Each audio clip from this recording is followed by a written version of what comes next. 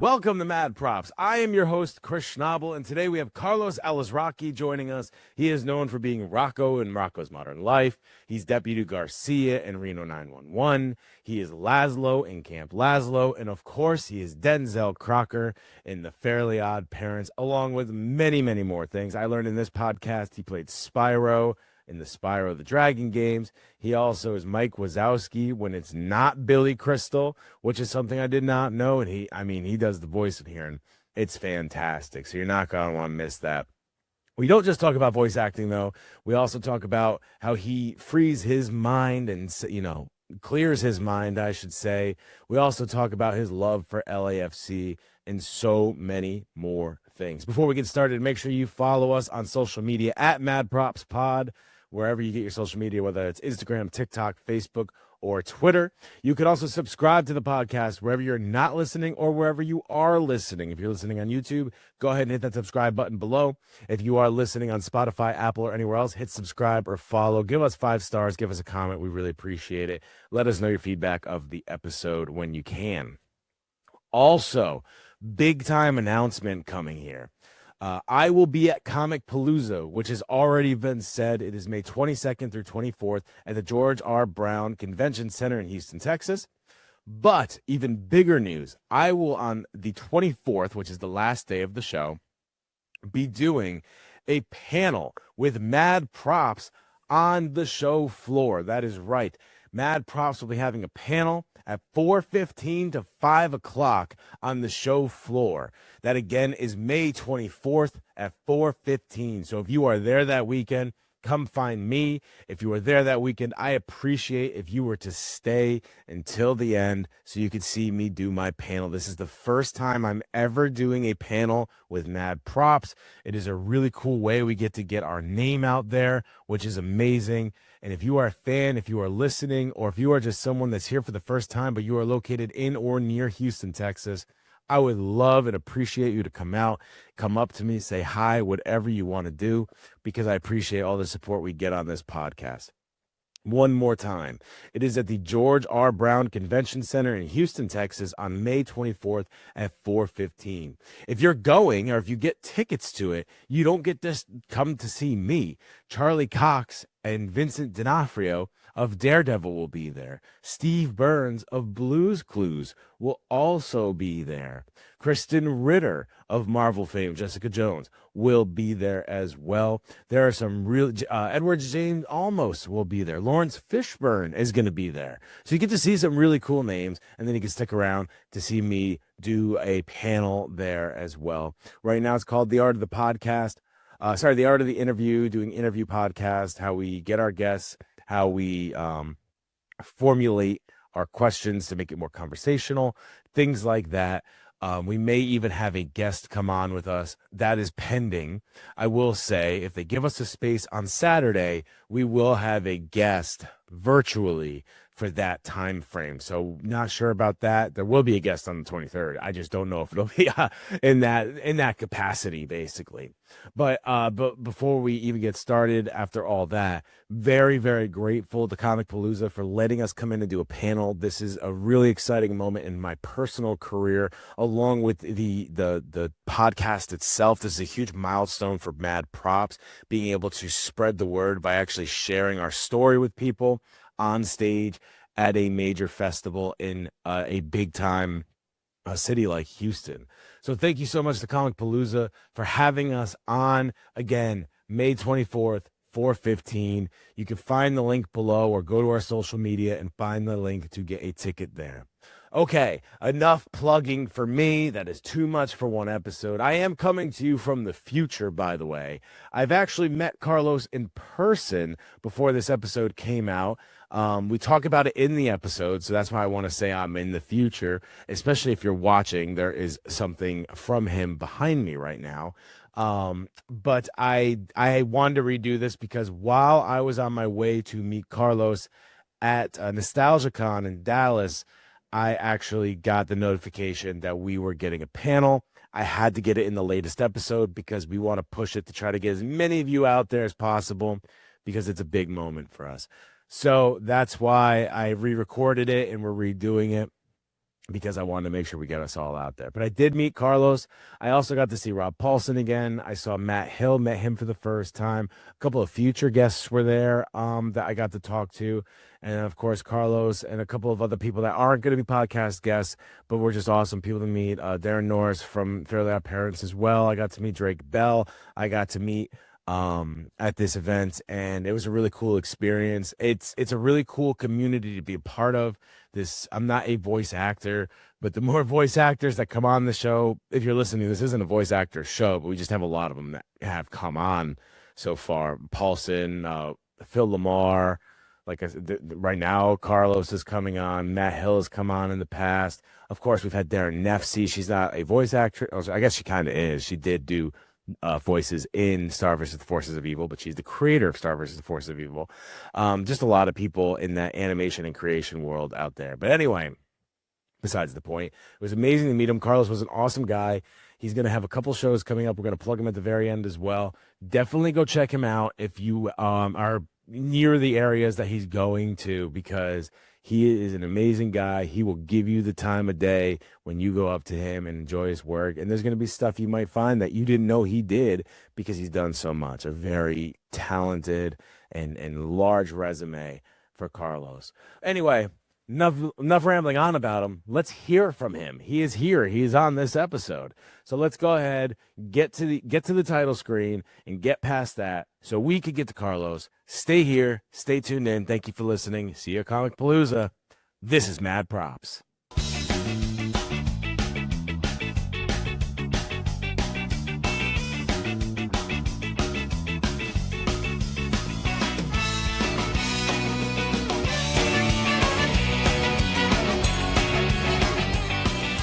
Carlos, thank you so much for being here. Thank you for being here pretty last minute. I mean, we kind of got connected, and then 2 days later, you popped on. You kind of saved my bacon because my guest I had Monday dropped out on me. So it all worked out. It all worked out. Here we are Thursday, and we're making it happen. It was meant to be. It was meant to be. Well, I appreciate you being here. I appreciate you being on here.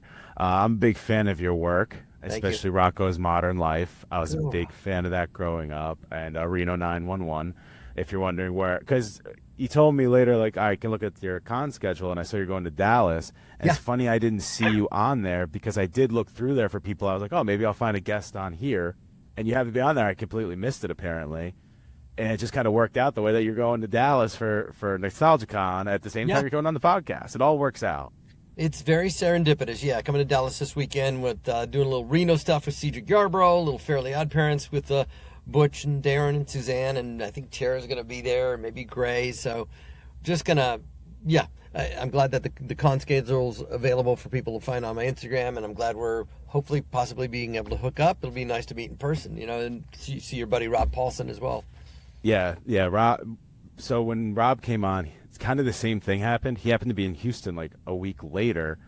And it's funny how sometimes that works. It makes it seem like I'm scouting you guys out and trying to find you when you come in, but it actually is just working out. Trust me, I don't go that deep into it. I wish I did. It would probably be a good idea to, but I don't go that deep into how that's going. So my favorite part of the podcast is being able to meet you guys outside of the online, because a lot of this is done online. We're in different locations, so you kind of just meet virtually and stuff like that, but actually getting to see people in person, it's exciting and it's fun, and it makes it feel that much better when you get to actually meet the person, which I'm sure a lot of people say, because you get a lot of people in your lines that probably are always like, oh, I'm so excited to meet you.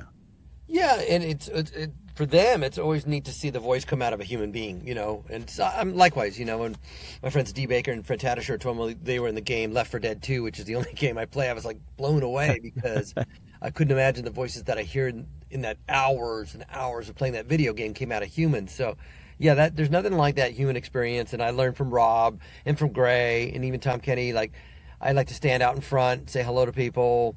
They want a hug, give them a hug. I generally tend to have a little bit more time than some, and so we have exchanges. We talk about episodes, we talk about characters, what it meant to them, certain shows, certain video games. So it's a pretty cool thing for us too to get that feedback from fans in real time. I was a stand-up, and there's something to be missed about that live response from an audience. This doesn't require that you work as hard to get a laugh, But you get, it's a give and take thing that really kind of works out pretty well. So it's pretty cool to meet people in person for us as well. We had Tab Murphy on once. He wrote like Atlantis and Hunchback of Notre Dame and stuff like that. And he talked about he didn't really understand the following behind that kind of stuff because back in the late 90s, early 2000s, you really didn't have that online presence or the cons or anything like that. And then he would go to these and he would have a line out the door because so many people did you have any of that feeling with any of the characters you've done? I know a lot of them have been pretty nationally known, but have you ever been like, oh wow, I didn't realize this many people loved this character? Yeah, this is NostalgiaCon too. This is of the 90s. Of course, there was love for Rocco. Reno came later. Fairly OddParents loved. The one that really surprised me, and I never used to bring anything, was the original Spyro. There's been several Spyros, myself, Tom Kenny, Elijah Wood, Jess Hornell, I think in Josh Keaton in a Skylanders version. But Spyro the Dragon, something I did in 1998 with Clancy Brown, and watch out for Nasty Nork. I'm going after him. I had to go look up the lines on YouTube, but people really loved that game as a PS1 game, 98 on Sony. That's a lot of people's first game, and the years had to go by, right? Because in the 2000s, those people might have been 10 years old, 15 years old. Now they're 30s, mid-30s, late 30s, whatever, and so it resonates a lot more with them. That was almost like their Linus blanket for them. It's like, big guys, burly guys, women, men, everybody just going, Spyro means so much to me, and I had no idea. It's a video game I never played because I was never good at video games. And so, yeah, Spyro is one that just really resonates with people. They love that game. Yeah, I remember I was working a Collecticon, and Charles Martinet was there and did the Mario. Mario has always been my favorite. I had a PS2 at one point, but I really only had Nintendo growing up until I was maybe halfway through high school. I got an Xbox. Yeah. So Mario, Zelda, Kirby, those were everything for me until I was like 16. Yeah. So to hear that voice, like you say, come out of a person, like you almost get transported back into that time. It must be the same thing. Someone comes from Spyro and they say how much it means, but when you do the voice back to them, it almost transports you back to a time when you were sitting in front of a tube TV playing the game. And I mean, for you to be able to bring something like that to somebody, it must be just this feeling that you can't replicate. Yeah, and I think I told the story on air or off air about D. Bradley Baker and Fred Tatasciore when I heard them, just like, D says, I play the jockey that gets on your head and goes, and the spitter that spits this garbage on you, and Fred go, oh, I'm Boomer, and hearing that voice, it takes me right back into the game, and it's such a cool connection. I mean, I freaked out, I fanboyed over them, and at that moment taught me how much it can mean to somebody. Because they spent hours with it, and it does take them back to a time where they needed it. They had to have it. They shared it with somebody they loved that may not be here anymore, or they introduced their kids to it, And luckily, Spyro and Rocco are pretty warm characters to, kind of surround yourself with when you're experiencing it at that time. So, yeah, Rocco, if I just say, garbage day is a very dangerous day. It's like, oh, people, I remember that line, It's just, it lands with people. It really resonates. And so I really want to give it to them when they come up. They'll go, hi, can I have a Rocco print? I won't just go, hey, yeah, here's your Rocco print. Have a good one. It's like, obviously, they want to make sure it's really me. So that adds a lot to the encounter when we give them those lines or do that voice. The thing with Crocker is I can, the real fairies is, I'll do it way over here, is like, fairies! And that would rip my throat. So I've learned how to place it up here and go, fairies! Fairy good parents! I can do that all day. I can't give the real 11 Fairly OddParents scream more than once. And so I know that's what they want to hear. They don't want to hear like, oh, mother, I have a girlfriend. They want to hear, it must be because of my very good parents. So I'm able to store that up in the nasal area and do that for them, And then I've done a thing where people come up and I want them to do their best impression of Crocker. Do your best Fairly OddParents. And to me, because I did it once and I posted it on Instagram, I had people, as they tend to want to be, got a little mean. Oh, that guy doesn't sound anything like him. I said, that's not important. He doesn't have to sound like Crocker. She doesn't have to sound like Crocker. It's about the effort and the passion and what your version of it is. And we can get into this maybe a little later, but my Crocker is a version of other voices that I've learned, and I mashed together all those learned voices to make his voice in the first place. So it's my effort to sound like other people. But yeah, so to let other people go, I want to show you, I do Crocker too, and I'm all right, let's hear it. You know, so they get a kick out of it. They put the passion into it, and we're just playing, which is really kind of nice in these times that we're having, you know.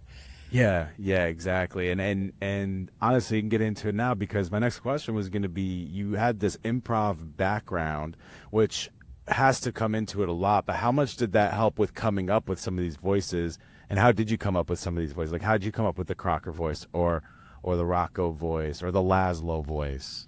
You know, the improv allows you to swim in there in the character for a little bit more than you usually would, and so gives you more time to find it. Rocco was experimental, 90, 91, didn't know what I was doing, didn't have real voice agent. I showed up, and they didn't want Australian. They wanted like a Bruno Kirby, or they wanted like a Woody Allen kind of, and I just saw this big long snout and the teeth to the side, and I just thought, let me give a crack at it. Let me try something like this. And there was a vacuum manual. You know, make sure your unit is off when you're plugging the machine in. And they're like, wow, that does sound kind of cool. Let's try that. And it was the right place, right voice, right place, right time. And we went with it, you know. It kind of lucky, but me accessing something. And I remember doing Gene Wilder to Stay in the Room. Sedative! You are not evil, you're good! And that cracked them up. That kept me in the room. That kept me playing, you know, that free form kind of improv. And then with Crocker, years later, it was more collaborative with Butch Hartman, who had this character that was going to be on somewhere else. He said, let me take this character and put it in with Timmy Turner and turn the school relationships into more of an adult relationship that Timmy has with the teacher. Let's let this teacher be crazy and try to out Timmy's parent. And so he was manic, he was crazy, he was hunched over. And right away, I saw Montgomery Burns. I saw Harry Shearer's Smithers, revenge is a dish best served cold. And I saw a little manicness of Richard Dreyfuss. Wait a minute, there is a shark in the water, and it's dangerous to go out in the water. And then there was, you know, the Gene Wilder stuff, like, oh my God, I'm crazy. And so I meshed those all together, and with Butch's kind of guidance, we came up with it. I know what's going on, Timmy Turner. It's got to be your face. So we mashed all those three together, and we worked at it. And yeah, and then when you look at it, and you look at him, and he's all hunched over, and he's, it makes sense. It makes sense. But, you know, I don't get there without Harry Shearer, for sure. I don't get there without Richard Dreyfuss. I don't get there without Gene Wilder, the things that I love and want to emulate and throw into a mix. So that was more collaborative with Butch, you know. Lazlo was kind of a version of Rocco, And SpongeBob had already come out, so people thought it was similar to SpongeBob. But really, it was kind of something that was always there for me, and he's just a lot more innocent than Rocco. Hey, Scoutmaster Lumpus.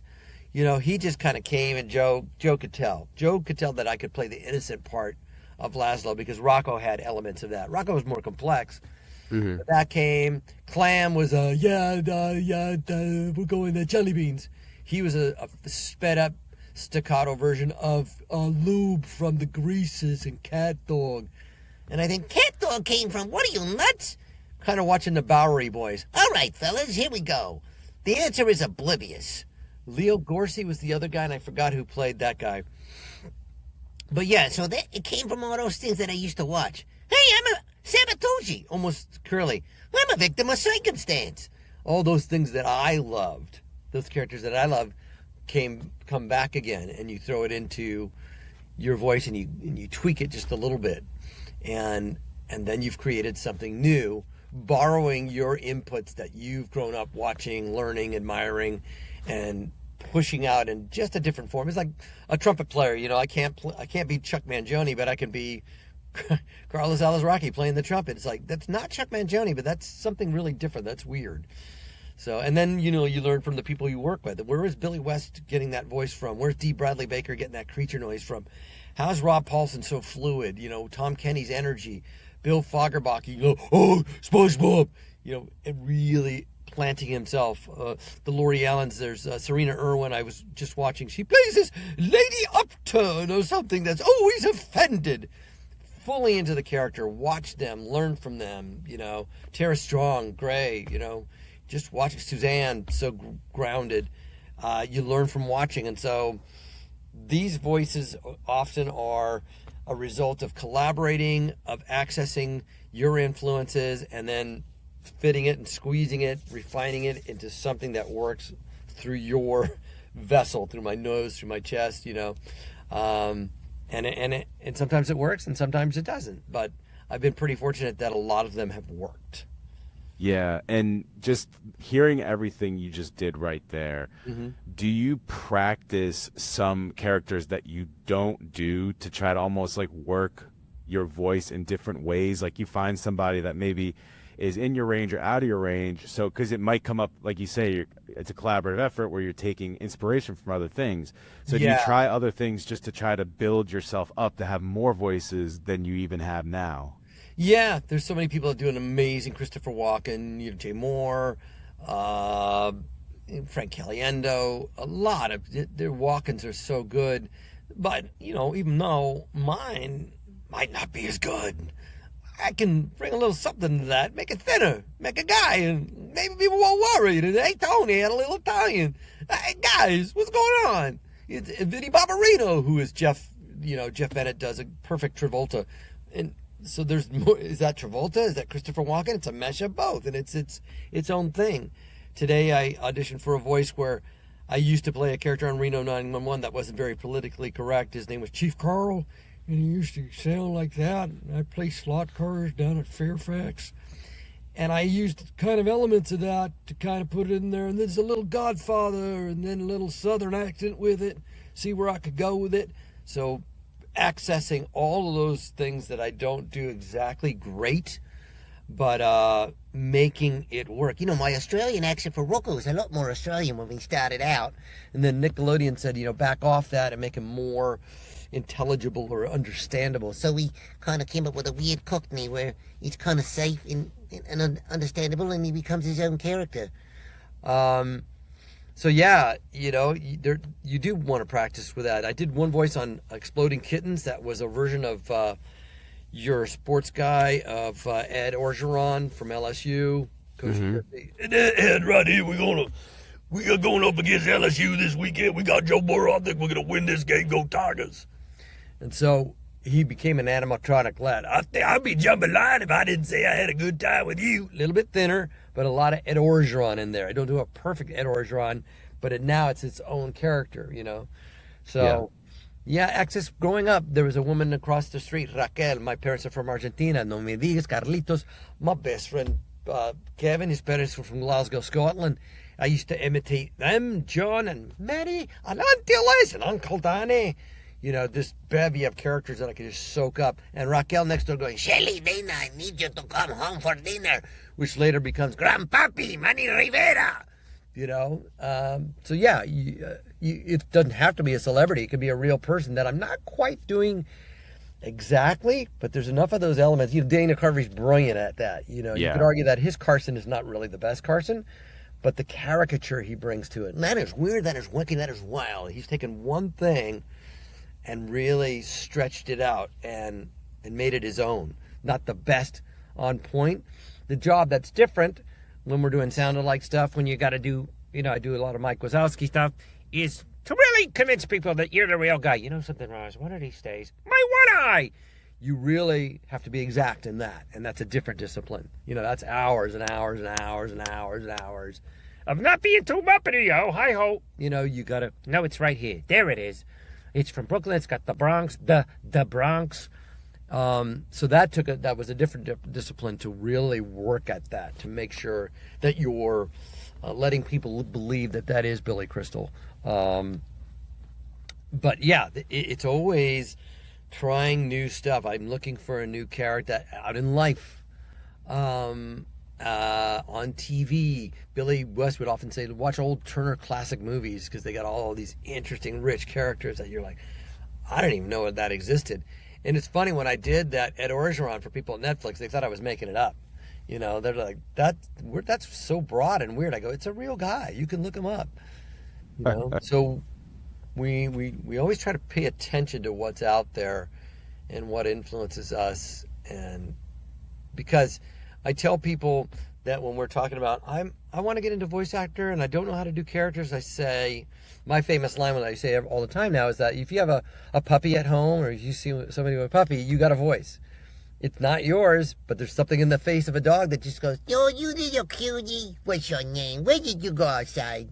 you know, you see a dog's face and it brings a voice out of you.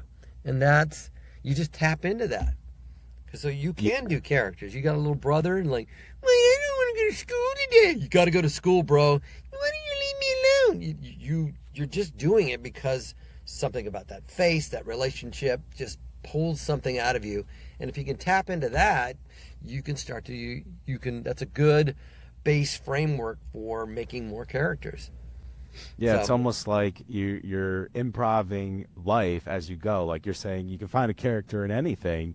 Going back to the improv, it's like, well, I can make something out of this because I can envision it, and that means a character is there, and you build from there, and then it becomes a character on TV, and then sky's the limit from there.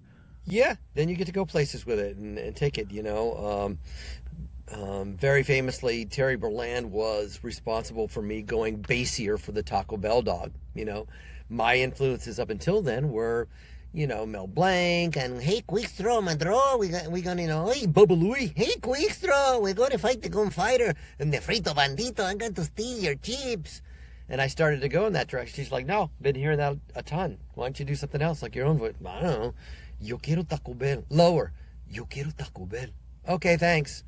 You know, and without her direction and her insight to be able to push me that way, that doesn't happen. So sometimes you need help. Sometimes you can't see it. Sometimes other people, and the same was true with Billy Crystal sound-alike stuff. I had no idea. A gentleman named Brian Monroe of Disney Characters goes, I think you should audition for this voice. I'm like, I can't do Billy Crystal. He goes, you're a tenor. You're right in his range. I'm like, I am? And then I started watching Forget About Paris, you know, where he plays a basketball referee. You know, shut up, old man. You know, you got to tell me, you got to be honest with me. So I go, yeah, it is not that far from me. It's right there. If I just move my face that way and imagine, yeah. So I didn't think I had it, but somebody else heard it, and then I had to work at it. Yeah, then you get what to is that it about point. now? When I do Wazowski, when I first was starting, maybe 25 hours into Wazowski, I'm thinking it's Billy Crystal doing a voice and pitching it up and coming down low. And now I just see Mike Wazowski. I see the lip flap and how does Mike move his mouth? You know, oh boy, I can't wait to do this. I can't believe I'm on the cover of a magazine. I close my eyes and I just pretend I'm Mike, not Billy. I'm Mike. Yeah, that helps me get there. yeah. You're not the person. You are the You're character. the character, Because you that's know? that's what you're trying to take over. Like, yes, Billy Crystal is behind it, but you're not Yeah. trying to be Billy Crystal. Being that person, you're trying to be that person, which makes Yeah, a lot he's of created sense. this template and with wonderful notes in it. You know, and I'm Yes. the imitation. He's the real wine. I'm the imitation wine. You know, am I going to be pretty close? But he's not the real wine, but it's pretty good. I'll buy it. I'll drink this for dinner. Why not? Why not? So I mean, if I just closed my eyes, I would have thought it was. Couldn't tell you who it was because it sounds so on the nose for my ears. And good. Monsters Inc. is one of my favorite Pixar movies of all time. It might be my Scary feet, favorite. scary. Twins in a bunk bed. Put that joke back where it came from. Put that joke back where it came from. So help me. And cut. yeah, that was the one we trained on. But I'm glad. I'm glad it resonates with you, and I'm glad that people can experience that voice and think, "Hey, it's Mike Wazowski."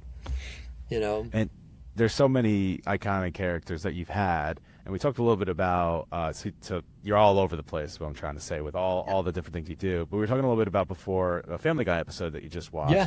And I asked off air, like, how is it, like, hearing yourself, seeing yourself? I mean, it's been a long time that you've now done this, but compared to like the first time you heard yourself as a character to like now when you're going in on a show like Family Guy and hearing yourself as a character. Yeah, because I was there for first season, right, Mr. Wade? Peter, you're fired. Mm-hmm. I assure you, Miss Ironbox, that Peter Griffin will be dealt with. And now I remember recording this latest episode. It's called Phony Montana, April 22nd. If you're going on Hulu and streaming, that's the date of the air of the episode. Brian hits his head at a Cuban gathering at a party, and boom, has a little brain melt and wakes up. Well, how you lie about, man? And I first did Tony Montana on Make Me Laugh I ran out of material, and I thought, I'm going to do Tony Montana as a children's birthday class. How you like that? I'm a balloon animal for you. What are you laughing at? He's a poodle. And so they wrote such great copy. They let me go to 11 on it. Like, what are you looking at? How come, man? What are you going to do about it? Dude, I can't believe I'm talking like this. And so I got to go to town. And so when I got to see it today, I was like, yeah, that turned out pretty good. I like that. That's really cool. Because I'm used to seeing myself as Rocco, and then see myself as Lazlo, and even Spyro, because I'm watching a lot of drops. So to play a new character is pretty cool. Another one is rock, paper, scissors. When I watch rock, paper, scissors. Yes. It's like, scissors is so close to my own voice, kind of frustrated all the time. Oh, come on, guys. How can we be cool when papers and inventions never work? That's cool to see that, because that's a new avenue for me. It's not so much of a departure from my own voice. So it's more of a mood that I have and a youth that I have, as opposed to, how you like that, baby? That's a caricature. But rock is kind of me, frustrated. I mean, scissors, rather. So I get a joy out of that. It's kind of fun. One of the things that you sent me, not related to voice acting, but I'm just going to throw it in here anyway. Yeah. You said that ocean plunge enthusiast, you sent me, like, that's something Yeah. you've done. You did it all the time. Yeah. Just because I saw it across my notes when I was looking. What is an ocean plunge enthusiast? You know what? There's a sign, and this applies to skydiving, and I've seen it. It's an anime. There's a sign in our bathroom in our place. We have a place near the beach, and in the bathroom we put a woman diving into the sea, and she goes, "What is it? I jump into the ocean to lose my mind and find my soul." And it's just what it means to me, because so for me, being an enthusiast, when I'm there, can be winter, could be whatever, because I'm not a cold plunge guy in terms of ice baths, but we have a pool in our backyard, and the coldest I've done is 52 degrees, and I'll go in for 4 minutes. It's not the 35 degrees thing, but so I'm used to that. I want to challenge my body, challenge my breathing. And when I see an ocean where we have a place the surf is kind of rough and it has a pull to the right, it kind of pulls you out into the right, and you got to just kind of get used to it. So there's a certain sense of vulnerability when you say, you know what, I'm just going to go, and I was talking to a surfer the other day when I was down there, and I go, you guys don't realize how vulnerable you are because you're in the water all the time.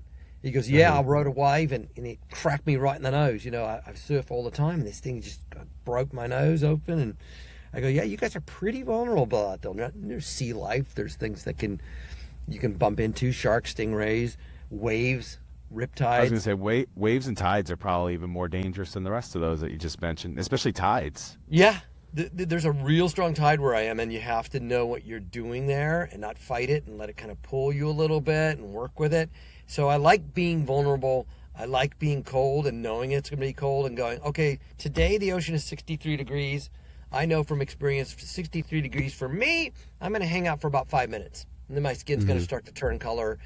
And that's fine. That's good for me. 55, 56 degrees, I'm going to go for 2 minutes. That's what I'm going to work with. But I love knowing that when I get to the ocean, I've got to meet a contractor Tuesday.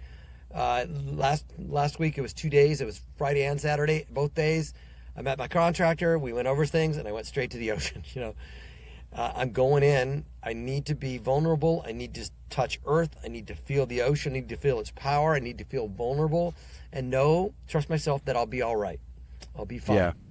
Yeah. And That's me with running and basketball. Like it's almost like a mind clear. It's like, yeah, I sit at a computer, I sit behind a camera, whatever it is, all day. I need something that's completely unrelated to it. And I've always been pretty active.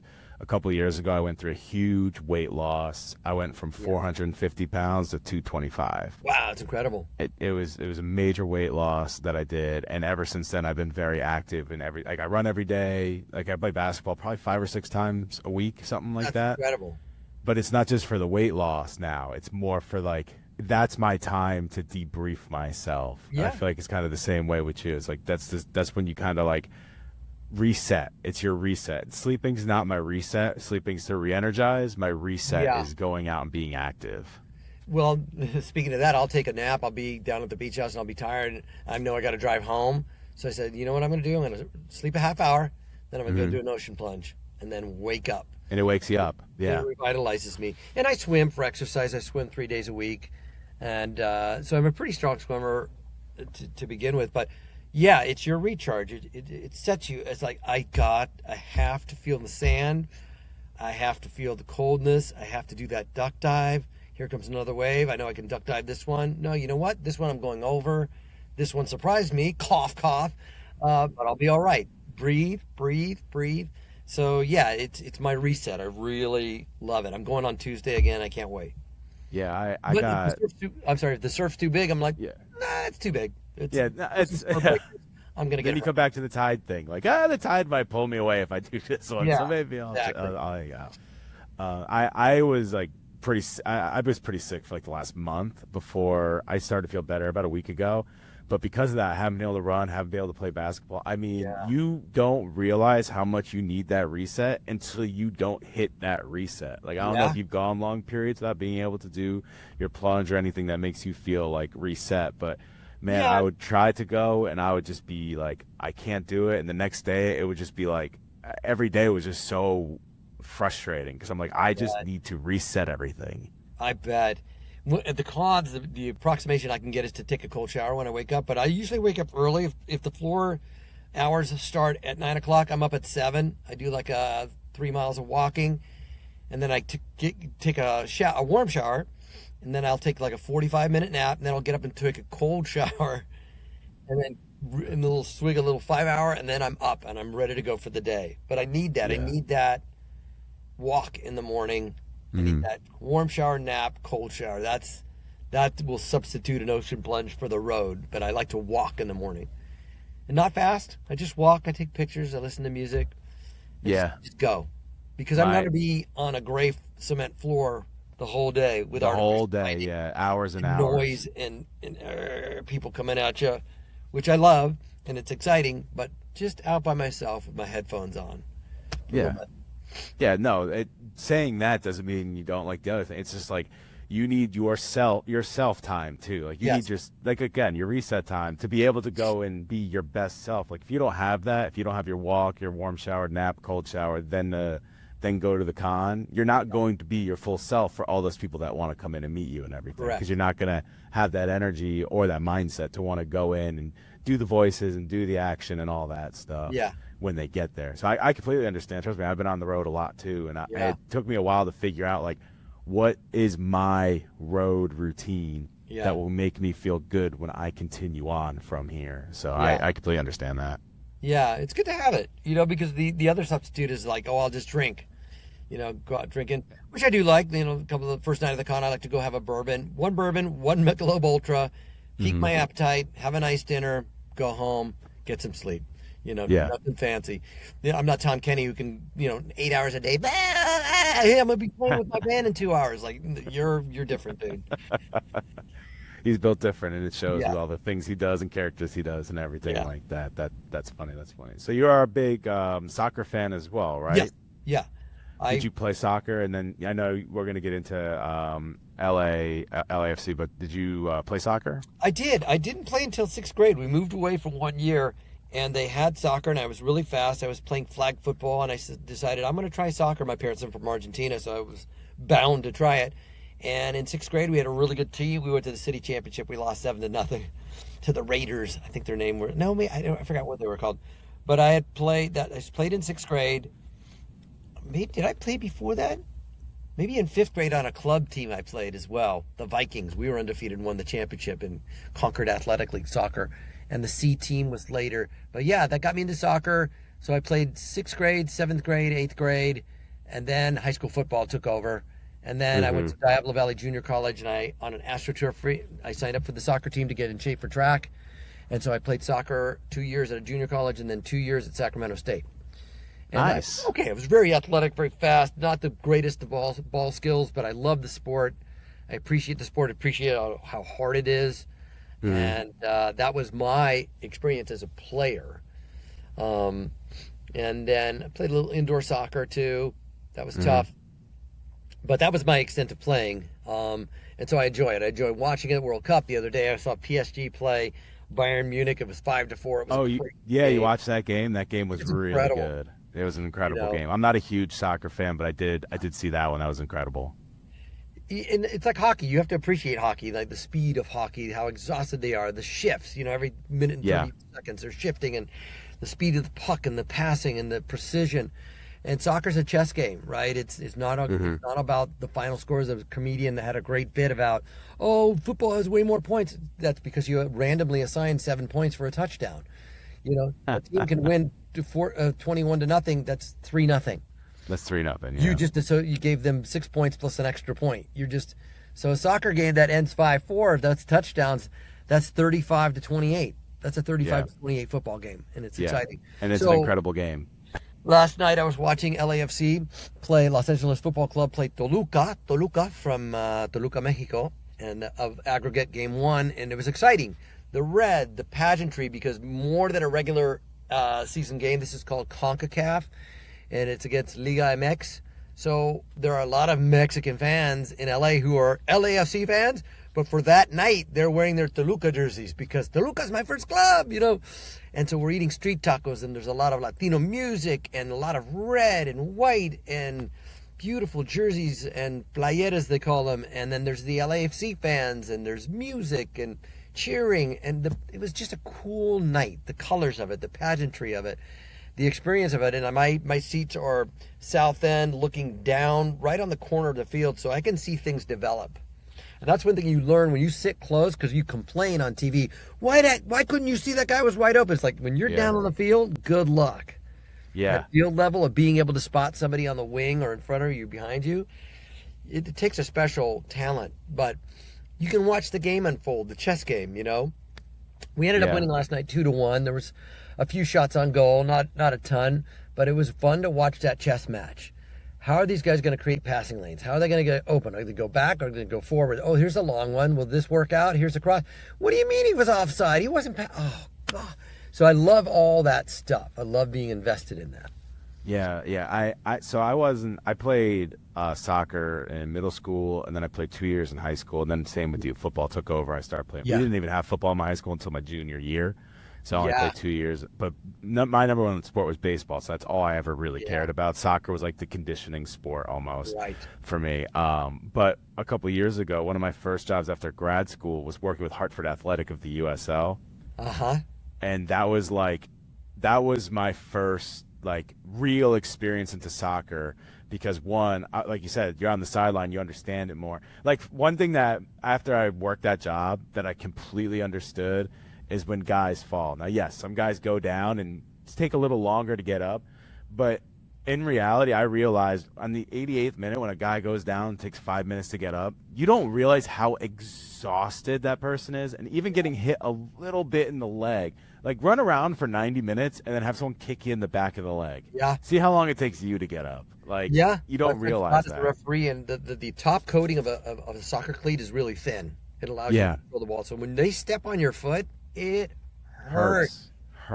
Yeah. So there's a lot of flopping and acting, but they are getting hacked, as you say, for 90 minutes. Hacked and hacked and hacked.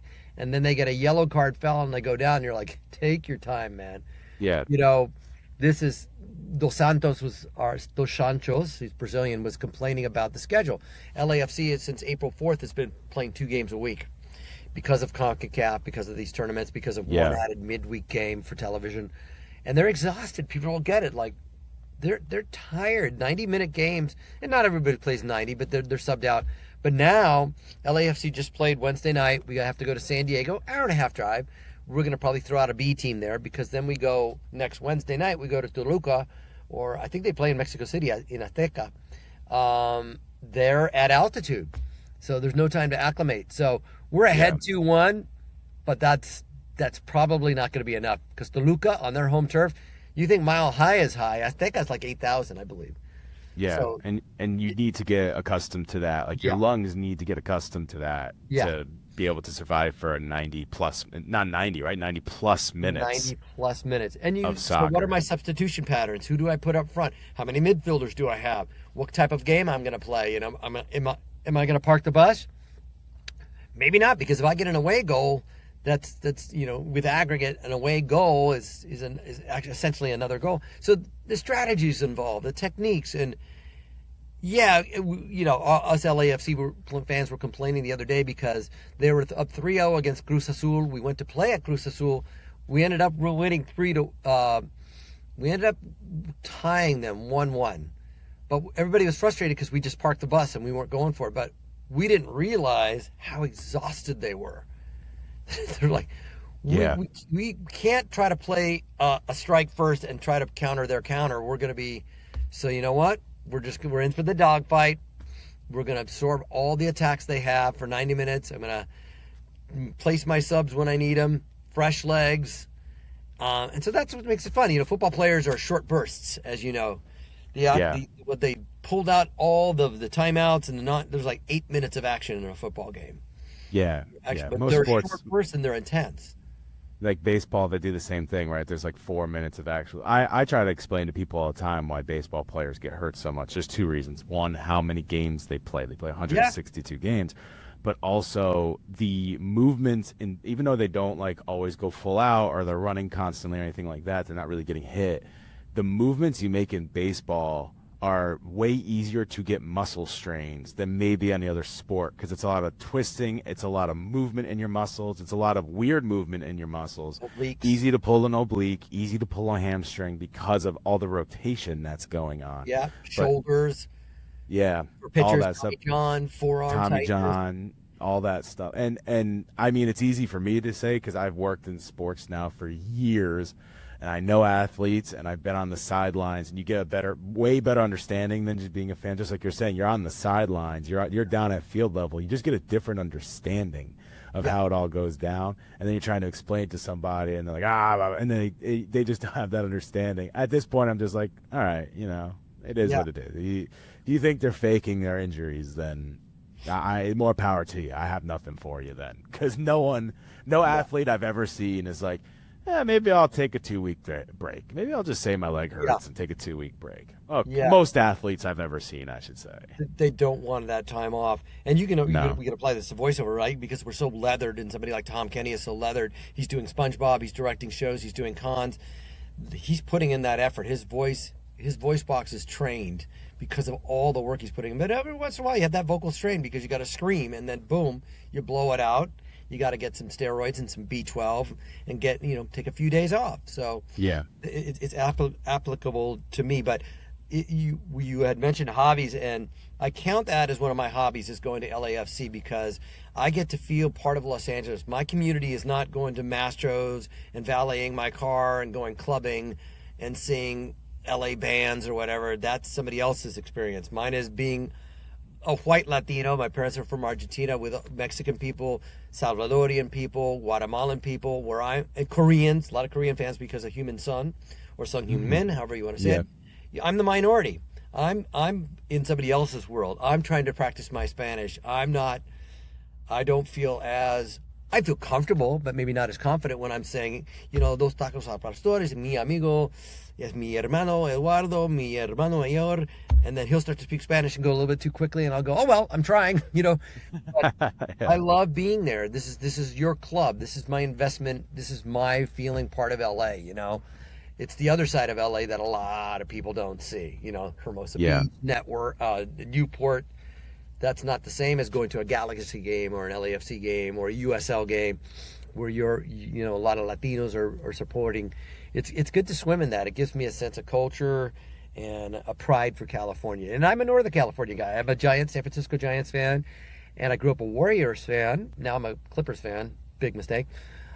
I was gonna 49ers say, fan. That's a tough change. Yeah, it's a big change. So I love that I love my Bay Area roots. I'll always be a Niners and a Giants fan. And the Warriors, 74-75, Al Attles, that was the team for me.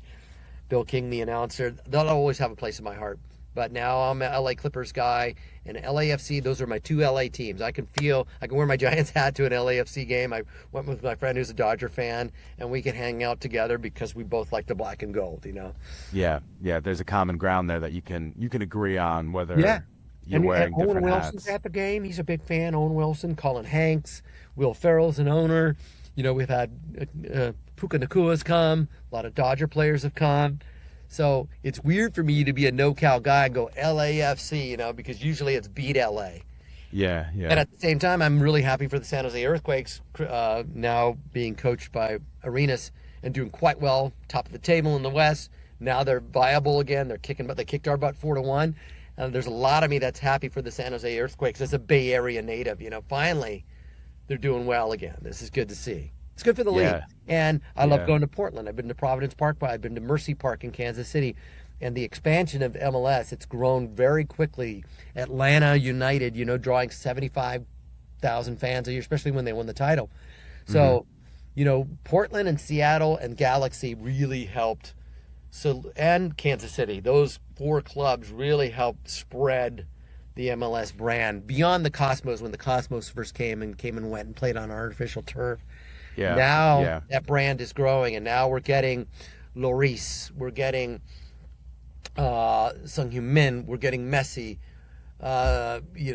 Suarez, we're getting the German on San Jose Earthquakes, we're getting Royce, the German on Galaxy, we're getting Griezmann is coming to Orlando City. So we're getting some players that aren't super ancient. Last year on Tottenham, Son was scoring goals like crazy. So the quality's getting better, and I enjoy this. This helps me do something more than just saying, "Oh, I'm just an actor and I need to get that role. I need to get that audition." It's like, been lucky enough to work in voice acting a long time and do the cons, which provides me the opportunity to be able to afford season tickets and go to these games. And when I'm not there, give them to my friends. You go, join us, be an LAFC fan. I want you to take these tickets and have a good time. So, et cetera, et cetera. And when was their inception year? They're fairly recent, 2018, right? April 2018. But yet their fan base just trumps a lot of the fan bases in MLS. Like if I remember right, like they just have such a passionate fan base, but it's also loud. Like it's loud, passionate fan base. Well, they were always the redheaded stepsister of Galaxy. They were Chivas United. Chivas USA rather, and you're Chivas fans, we're Galaxy, we've won all these titles. So they came in like, no, now we're black and gold in LAFC and we're good from the jump, just like San Diego was good from the jump last year. They really have an expansion draft and give you some budget to make you good right away. So they came in loud and proud at 3252 is great. They're wonderful. They were going off last night, as well as the Toluca fans were going off. And the 3252 black and gold marketing, the original colors were black, white, and red. And then somebody brilliantly, I think, thought, hey, we had the Raiders here for a while, and silver and black was part of LA. Let's go black and gold. I love those colors. They're kind of regal looking. Columbus will claim that they are the original black and gold, but really, if you look at the Columbus crew, it's yellow. Come on, guys, it's yellow. You look like they're yellow and black. They're not gold. Yeah, they call themselves gold and black, but I think really they're yellow and black. Yeah, they're yellow and black. But the original, the Columbus Crew is another team that was into that Midwest flavor of soccer, Midwest, Mideast, as it were. But black and gold has caught on, and it's a celebrity place now. It's like the Lakers, like I said. Owen Wilson, football players, actors, singers are coming, rappers, influencers are coming to be a part of the black and gold now, and it's a good thing. It's really good for the community. Yeah, and the reason I could definitely say they're black and yellow, not black and gold, is because Hartford actually played them in a preseason game when I was with the club. I'm telling you right now, they're not black and gold. They're black and yellow. I've seen those jerseys up close. That is yellow. Columbus Crew fans, you can weigh in, but you heard it here. Weigh in the comments. Go ahead. We think you're black and yellow. So when they came to town, what made you think, like, this is the team I want to support? Like, the Galaxy were already there. You've been a fan of soccer for a long time, played it for a long time. Yeah, and I would go see the Galaxy from time to time, but it was the commute, right? We had to go out to Dominguez Hills, past Carson, 110, the traffic, 2 hours to get to a game. When I heard there was going to be a team at the sports arena right by LA Coliseum, and you could take a train from the Valley, back when the train was safe, the red line is, good luck, World Cup. But yeah, you could take the train. You could take public transportation. And even now we have a parking spot. We drive. It's an hour and 10. It's close. It's closer for me. And it's in the heart of the city. Dominguez Hills is kind of out there. It's not downtown Los Angeles. So this is more the pulse to me of the city. This is what we think. We call it Galaxy Carson. Hey, Carson, you're not the LA Galaxy. You're Carson Galaxy. That's our little punch back. And the derby is great. You have El Clásico between Real Madrid and Barcelona, and ours is called El Tráfico, which is That's what it's famously called. And we rib each other. We don't like each other. There's the fan bases that. But on the infield, I'm hanging out with Galaxy fans. We're drinking Modelo. We're eating tacos together. We're talking about soccer and our clubs, and we're wearing our scarves. And so there's that too. So there's a sense of community, whether or not you like the team or don't like the team. We appreciate the Galaxy for the rivalry, and I think they do too, you know. And we rib each other. It's like Steelers versus the Bengals, or Steelers versus the Ravens, anybody else from the AFC North, or Cowboys, Redskins, Commanders, you know, Niners, Rams. It's good for you. It's good. The sports rivalry. It's good to have a rivalry. It's definitely good to have a rivalry. I don't know, Everybody the Rangers needs. who would be their rivals in the, you know, what, the Angels or the A's? I don't know. Not really. I'm a Yankees fan. I know who our rival. Well, our rivals are now. Red Red Sox, but now it's been more the Astros for the last almost 10 years that's now. true, because Since they beat each other in the playoffs, and they kept beating us in the playoffs. We never really got our revenge in the playoffs, and now the Astros stink. So there you go. I guess that is our revenge there. I mean, I feel like this conversation can go like forever, so there might be a part 2 at some point. But I want you to talk about Mr. Big, which is a documentary that you are promoting. So I want you to talk a little bit about that and explain a little bit about what that is. Yeah, we've had some premieres at the Arkansas Film Festival in Fayetteville. We had a premiere here in the Culver City Film Festival. We screened it last year. My father-in-law wrote a movie when he was 13 with another guy, Sean Osborne. They wrote a gangster movie called Mr. Big. A guy is welcomed into a gang. They need him for his chemical expertise. He does one thing, it goes really well, and then he thinks, you know what, I can be the leader. I'm going to take over this gang. And of course, that goes awry. He grows too big for his britches, and things don't end well for him. But they wrote this as 13-year-olds, and they had cameras that didn't have sound. And my father-in-law made a bunch of other movies that were MOS. He made a movie called Gang Wars. And his name is Charles Malla. He has a YouTube channel. I think Gang Wars is on there. Charlie Malla or Charles Malla. And he made it, and he could never make this film. He could never afford a Super 8 camera. They tried to sync up sound with a push-play recorder. It didn't work. And one day he's in his attic in Arkansas. He had moved from Jersey to Arizona to Arkansas, and he finds a script, Mr. Big, and he sends it to me. He just as a kick. You get a kick out of it. I read it and looked at it, and I told my wife, it's like, we got to make this. With a crew, with real actors, word for word, nothing changed. Take it serious, see how it goes. And so it's a collaboration. Really, the movie is a documentary of Charlie's journey as a kid, as a young filmmaker. His father really wasn't into that. His father was a World War II vet. Wasn't into the whole filming thing. Didn't really support him in that. Never got to make this film because couldn't afford the camera. And I go, that's our story. That's our story. Charlie and John are going to make this film after 63 years with a real crew, with real actors. We're going to do it. We're going to make it black and white. We're going to get some guys that know what they're doing. Batting Classics Film Productions, Sam Schweikert and John Radcliffe. Great guys. Right? They had done some stuff for our daughters during COVID. Had filmed some commercials and edited them. I said, let's use those guys. Let's use people we know. Let's use makeup people we know. Let's build a crew. Let's make it. And so we did. We went out and shot it, and we filmed it. And it's a collaboration. It is a 13-minute documentary up front. Charlie's story of an aspiring filmmaker who turned into a school teacher and then had kids and worked with students to make student films. And then we did the 41-minute film, Mr. Big, in the middle, and then a little prologue or epilogue documentary at the end. So it's sandwiched in between. Oh, so it's the documentary, the film, the documentary. That's interesting. Yes.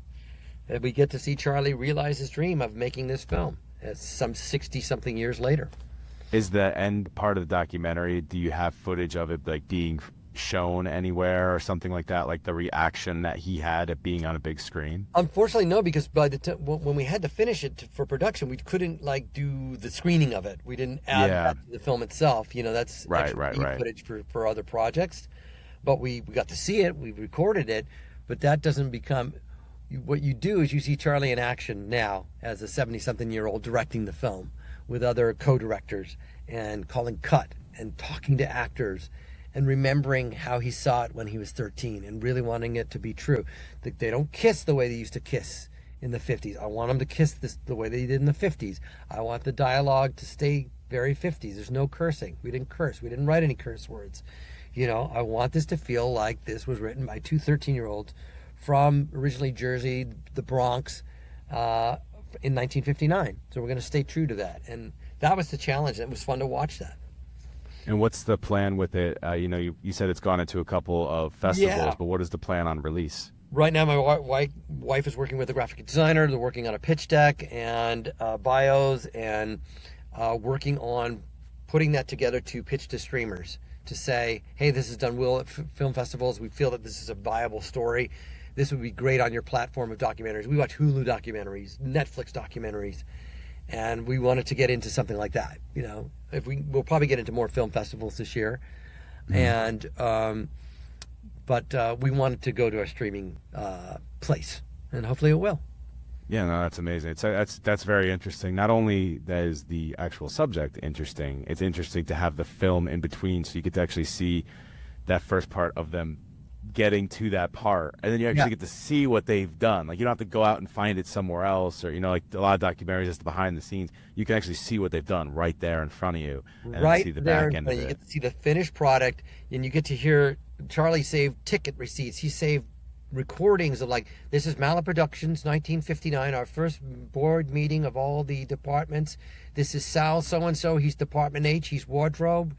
And you hear him as a kid speaking. They had big dreams for Mala Productions. They rented out a firehouse to show the movie Gang Wars, the one they could make, and that was sold out. He printed tickets for it. But they thought that Mr. Big was going to be their ticket into being the next Marty Scorsese.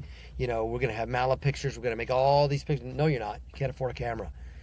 You're going to be a school teacher for the remainder of your life, until this script was discovered and unearthed. Now you're going to be a filmmaker again. Now you get to realize that dream.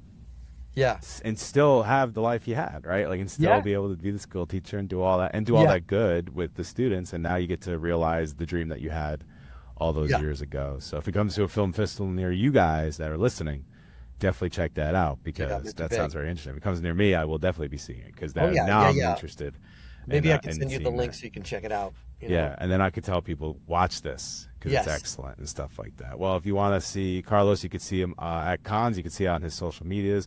Where can they find you on social media? And Instagram is where all my fun stuff is. Instagram tends to be where my con schedule is, where all my creative videos are. We just did a live reading of Fern Gully, and I did Batty as Billy Crystal. The name is Batty. The ears are erratic. Potato in a jacket. You know, so we did a phone at Dynasty Typewriter. But yeah, Instagram at Carlos Alazraqui. I'm also on Threads. Those two mainly, and Facebook as well. We will post our con schedule, where you can find me, what projects I'm up to. Facebook and Instagram are the two. Or carlosalazraqui.com, which we don't update as much as we should. But I think Threads is the best. Instagram and Facebook are the best places to go. I feel like the website just became so much more unimportant when social media rose to the limits it is now. Like, at the time, having the website was a huge thing. Like, you wanted the website, you wanted a place someone could search your name and find everything that was you. And now it's like, it's good to have one. It makes you feel more professional. Yeah. But at the end of the day, like, the social media is the key platform. Hey, you can look at my on-camera reel, things that I've done in the past, and you can look at my voiceover reel. I think there's Reno 911 is another character. I don't know if we'll get to James Garcia, but I also do him at cons. And Cedric and I for Dallas are probably going to end up dressing up. I'm going to color my mustache, shave all this off, so I'll at least look like Garcia when I'm out on the floor, except for the hair. But there's me skydiving as Garcia on my website. You know, fun stuff like that, little things that I used to do. So you can go there for that. But the more pertinent, up-to-date information is Instagram and Facebook. Do you feel like, and I think I've asked this to all the voice actors that have come on, do you feel like you have to be almost like a social media influencer these days with how how much promoting yourself has become so important to things like even the cons itself? Like, you need to promote yourself to make sure people know that you're going to be at the cons, or get your name out there so people come back to see your work. Yeah, it's really important. Tara Strong is very good at it.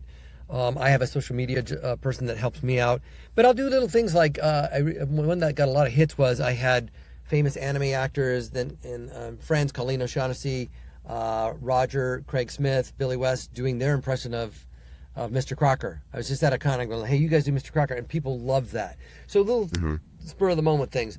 I do fan art Fridays, so a lot of fans that are wonderfully talented, just great people. They'll make artwork for me, and sometimes it's a lot to bring home, and I try to bring everything home, or I'll give it to my agent.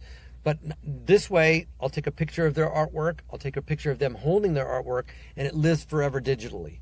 I'll go, hey man, go to my Instagram and see yourself on my page, and then share it with your fans to show your artwork. So I'm not just appreciating it now, I'm sharing it with other people. So I really love doing Fan Art Friday. So you come out and see me, and you have artwork for me. Just give it to me. We'll take a picture. We'll expose you to hopefully a bigger audience, your work, your talents. So I love doing that. But yeah, it's so important to have a presence, to keep busy, to think of different things. Yeah. I used to do a thing, how I came up with a voice, and there's a series of a bunch of them. Crocker's one of them. Rocco's another one of them. You can go back and look at the old. I did a thing about my voiceover booth in the garage, that the back panel has a gap in it for insulation, was infested with 2 dead rats. There was a smell, and I went through cleaning out here's 2 dead rats. Here's ones with maggots. That's on my Instagram. So, I'm pretty honest about who I am. Oh, and I did want to share, and I think I'm going to share this, is Mondos.com has come out with some Rocco figurines. There's a set of Filbert, Heifer, Spunky, and Rocco with attachments and accessories. I think it's Mondo.com. You can look that up. Let me look that up. We'll put that in the comments of this podcast as well. So go below if you're listening on Spotify or Apple, or on YouTube. Look, bro, in the description. On those ones, look in the description right under the player, and you can see those as well. We'll make sure to get that in there so you can check that out. Yeah, Mondo. I'm going to make sure I have this right. Stall for time. Stall. Yeah, of course. Make sure you go get it, and make sure you go see him as well. I'm excited to be able to see you in that coincidence that I'm going to be able to see you. And go to those cons to see these guys, because we have a lot of people that we meet out there, but it's just a really fun experience. And it for anybody that's never been to a con or is worried about going to one, you're going to have such a good time, and meeting any of the people out there. It's just like, one, it sends you back, but 2, everybody's so nice and understanding and wants you to smile, which is like the key moment of that. So yeah, check out the cons. mondoshop.com. Mondo Collectible Figures. There's new Rocco figures out, new Filbert, Heifer. Get those, bring them, sign them. But yeah, thank you for highlighting what we do. I'm looking forward to meeting you. And like I say, we didn't talk too much about Garcia from Reno 911. He was my on-camera guy. I know. I actually wanted to. I have a bunch of notes on it, but we just went. Once I switched it to the sports, and it's just like, could talk all day, because I could talk all day about all that stuff too. Like I said, soccer's not my number one, but I could talk all day about any sport. I love sports, and I love comic the books. Refreshing of the mind. And you said in comic books? It's our comic books. Oh, it's your comic books. Okay, I got you. Real life superheroes. They do amazing things as professional athletes. It's my comic books. Yeah. I watch Get Up. I watch Pat McAfee. I watch all that stuff in the morning. I love to hear about sports. But yeah, Garcia's great. Cedric and I will be there. I will have the full uniform if you need it. I will have fake handcuffs. I used real ones before, lock somebody in until cops gave me the keys. But I'll do all that stuff. I'll put on the aviators. We'll have a good time. So if you want to show some Garcia love, I'll give it right back at you. And you're not going to want to miss that. Carlos, thank you so much for joining us. Thank you, Chris. Thank you so much, Carlos, for being here. Thank you all for listening. Again, make sure you check him out if he's coming near you. You do not want to miss him. He's an awesome person. I got to meet him personally this past weekend, and I can't stress it enough. He's someone you definitely want to meet, because he is the nicest guy in the world, and he'll give you the time of day. So go ahead, look in the description. We have his upcoming festivals. Go check him out. You're not going to want to miss him. Speaking of festivals, make sure you check me out at Comic Palooza. Again, in the description, you can get your tickets now. I will be there Sunday, May 24th, doing a panel at 4:15 on the main stage. I will be there probably Saturday and Sunday as well. You can go ahead and you can go see Charlie Cox. You can see Vincent D'Onofrio. You can see Kristen Ritter, Lawrence Fishburne, Edward James Olmos, Steve Burns, and a whole bunch of other people. If you don't want to see me, or you just don't want to see me, but if you're going to come out for those guys, I would really appreciate if you stay for Sunday, 4:15, to see my first ever panel with Mad Props. I can't wait to spread the word of Mad Props that day. It's so exciting. I cannot wait. That is at the George R. Brown Convention Center in Houston, Texas. Come check us out. Make sure you follow us on socials. You can get updates from all this again on socials as well. At Mad Props Pod on Instagram, TikTok, Twitter, and Facebook. Make sure you follow Carlos as well. All that is in the description below. You can find some of his festivals and all that other stuff if you follow him there. And make sure you subscribe to the podcast. If you're on YouTube, hit the subscribe button below. Give us a like. Give us a comment. If you're on anything else, hit subscribe or follow. 5 stars. Give us a comment. It means the world to us. Helps us go further into the algorithm, but also means the world to hear from you. The comments alone, I just want to hear from you. That's all I care about. You can also follow me on social media at Chris Schnabel or at Chris.Schnabel on TikTok. Chris Schnabel and everything else. Chris.Schnabel on TikTok if you want to do that as well. Again, thank you all for being here. Thank you for joining us. We really appreciate you being here. We'll catch you next week on Mad Props. Who knows? Maybe it's another voice actor or actress. It's been a lot of them lately. But seriously, thank you so much for being here. Hopefully we see you at Comic Palooza. Let me know if you're going. Love you all so much. See you later. Peace out.